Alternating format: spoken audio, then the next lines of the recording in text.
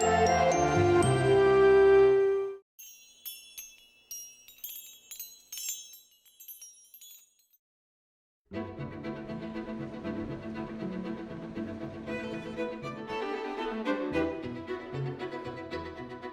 is a kind of civic duty on behalf of people who have the money to make a donation like this. But, no one can impose that duty. Fortunately, the Fishers did feel that responsibility because they could easily have dispersed the collection in various ways and cashed out big time. Don and Doris Fisher, who founded the SF-based international apparel company The Gap, started collecting graphic art prints in 1969 to decorate the company offices. They were spurred on by friends' advice and their own taste for colorful work. As The Gap grew into a multi-billion-dollar company, they were able to start amassing hundreds of pieces of art. The Fishers collected very personally, very intuitively. They didn't have an advisor, a consultant. This came out of their own personal passion. They visited galleries constantly, saw exhibitions whenever they could. And Don and Doris really did this together. The Fisher collection, most people involved with contemporary art would say is one of the most important private collections in the world. The Fisher collection spans several genres of post-war art, including pop art, American minimalism, and contemporary German painting and sculpture.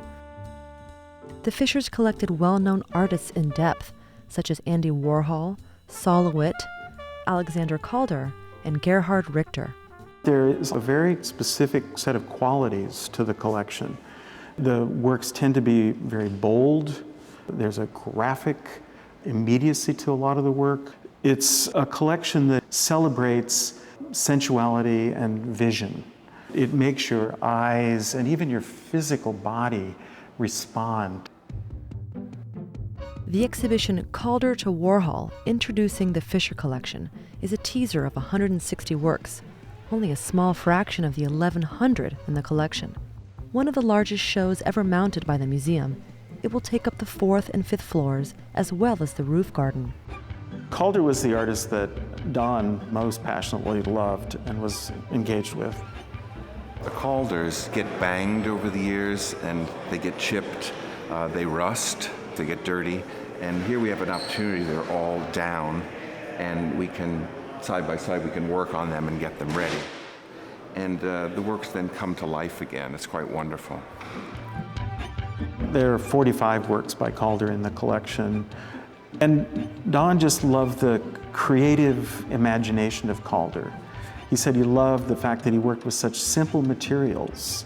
They were inexpensive, accessible kind of materials, and they were magically transformed by his hands and his imagination. For years, the Fishers' growing collection was kept under wraps, hanging only in private galleries at the Gap headquarters in downtown San Francisco.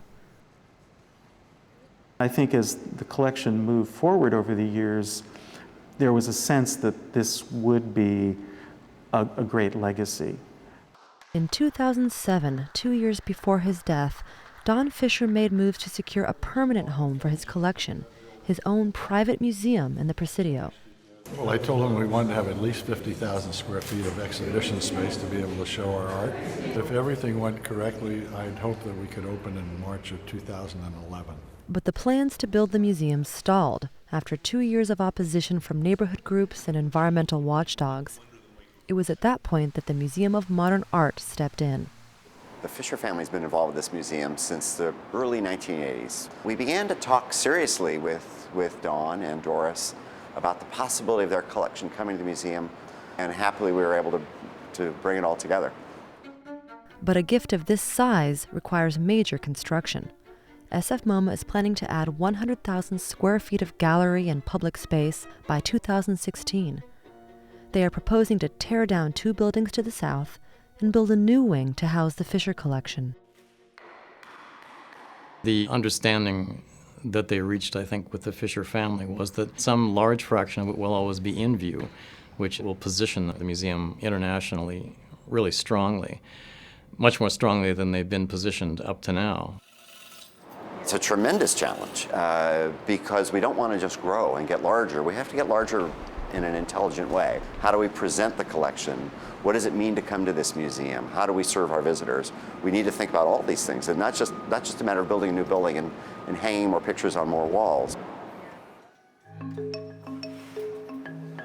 What's more important to me is that the collection fills a gap in this museum's account of art history. The Fisher collection is heavily weighted towards minimalism and towards an East Coast sensibility. And a lot of that work was missed out here. So a new generation of artists who have never seen that material firsthand will get to really focus on it. Things like that are of inestimable value to SFMOMA's remaking of itself in the future.